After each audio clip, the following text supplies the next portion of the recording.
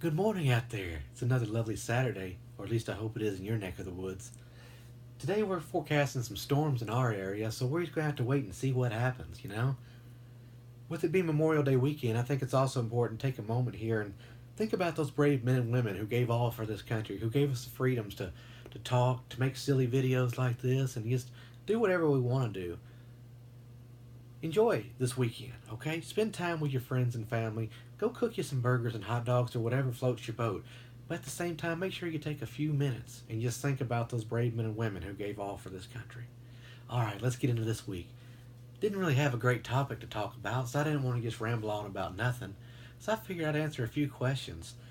I asked on Facebook if anybody had any, and honestly, a lot of these I don't know what they have to do with anything, so I'm probably going to skip a lot of them, but let's just get into it. First is coming from Becca. She asks, "What's your favorite thing to eat?" Well, I'm a good old fashioned carnivore at the end of the day. Bring me a steak, bring me some bacon, bring me a pork chop, and I'm usually a pretty happy guy. My favorite place to eat probably is Fogo de Chao. It's a Brazilian steakhouse. You pay about $50 to go in the place, and they just keep bringing you meat and meat and meat. You say, "Hey, I want some lamb. Hey, what's that over there? Is that filet mignon? Oh my God, is that some chicken?" And then they bring it to you. They just bring it on these big old skewers, and they say, "Well, what do you want?" And I want some of that. I want some of that medium rare meat you got right there. And they just carve it off in front of the table at you, and you just go to town. If you're lucky like me, you're gonna walk out there with the meat sweats. Well, more of a waddle, really, I guess. Let's see what else we got. Memory's asking. Me and Memory go way back. She said, "I want to up my paint game. What's the best Dighton on which to beat?" Excuse me, not the Dighton. I just can't talk. I get so ahead of myself sometimes. What's the best Dyson to beat the devil out of my brushes? Well, I think any old Dyson will do, or any vacuum. Whatever you got's gonna work, really. As long as you believe you can beat the devil out of anything, I feel like. This is a Dyson DC07 model. This was made several years ago. It's about 13, 14 years old. It's an animal model, meaning it's kind of got some more horsepower allegedly or something. I don't really know how vacuums work, some kind of magic. But it's designed for animals, supposed to pick up more of the animal hair. When you got dogs and cats, and I don't even know what else is running around this house, to be perfectly honest. With kids, you just never know. But this helps with that. And with it being the color purple, not like the movie, great movie though, the color purple's my favorite. So I decided, hey, you know what? I think I need me a purple vacuum. You can beat the devil out of stuff with it. You can beat the tarnation out of it. You can beat them like everyday low Walmart prices. You can beat it like it owes you money.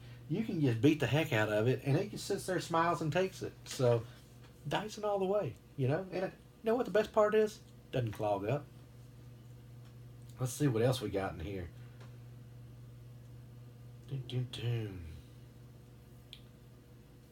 If you were a cookie, what kind of cookie would you be and why? Katie, that is a great question. I think I'm probably going to go traditional. I'd like a good old chocolate chip cookie. It needs to be loaded with chocolate chips, though. No half stepping. I see some people when they make them, you only see like three or four chocolate chips in there. No, get the big bag of Toll House and pour them in there. You got to do it right. And you know what else I like? I like a nice medium rare cookie where it's nice and crisp on the outside, but that inside is just not fully done. And you take it and it kind of breaks apart. It's even a little discolored in the center. Oh, I'll tell you, that's what makes me happy out there. Jessica, aka Supergirl, she said, "Why is the Queen of England so cool?" Well, I think because she doesn't have to worry about a whole lot of the old BS that some of the other people do. The Queen, she's a very important person in the world over there in Great Britain. At least I think she is. That's what TV tells me sometimes. But I know she doesn't wield a lot, if any, real power. So for her to just be able to be herself and go out there and see people, especially after the events that happened a few days ago, I think she's just an outstanding person. I think the best thing about the Queen is she really is just being her. She could get away with whatever she wanted to, I believe, and she makes a choice to be a seemingly great person. I saw a video yesterday where she seemed to get excited when they were bringing cows out, and I tell you that was just a great piece of humanity. Seeing that in the Queen, because I see something sometimes out of the corner of my eye and I get really excited. And some people kind of look at you. I don't know what an example would be. We all have our things that when we see them we get really really excited. One of mine, I guess, would be like Scarlet Witch. If I'm at a convention, oh, fantastic, fantastic. Lewis McClellan asked, "Do you think a baby could eat another baby?" I think they could. I think it happens in the wild all the time. Like, say you've got a baby pterodactyl, it could probably eat like a baby scorpion. That's just my thought. I mean, I'm not putting all the babies on the same playing field. I don't think that's fair because some babies are bigger than others.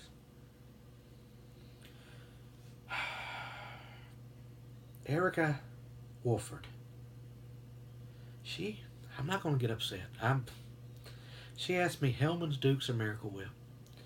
For those of you who know me, I'm not a fan of mayonnaise, Miracle Whip, salad dressing, I think some places call it. Any of that. It's just, it's gross. Moving on. Paper or plastic, Chris asked me here. I think that's going to close it out with the old paper or plastic question. I think they have their own place as well. Part of me likes a traditional old paper bag, because you can throw a lot in there and you just kind of load in one arm and go. But those plastic bags, those come in handy too, and you can reuse those for a lot of different things. So you got a lot of options out there. I really think it comes down to preference at the end of the day. What do you like? Because that's what's important. What do you like? Not what do I like. Not what does Mr. Old Dyson. Is his name Dyson? I think his name probably is Dyson. We're going to call him Mr. Dyson. Not the vacuum itself, but the guy who made him. We need to come up with a name for this Dyson here. Maybe we'll leave it to you all. In the comments, what do you think we should name the Dyson? Let me know. Like, subscribe, and all that fun stuff. Share, phone a friend, do whatever you got to do. And when I say share, I mean the post, not the singer. She's pretty cool too, as well. Now I'm just rambling on, ain't I? I'm going to wrap it up this week. Until next time, it's your boy OG Bobby Ross. I hope you stay trill.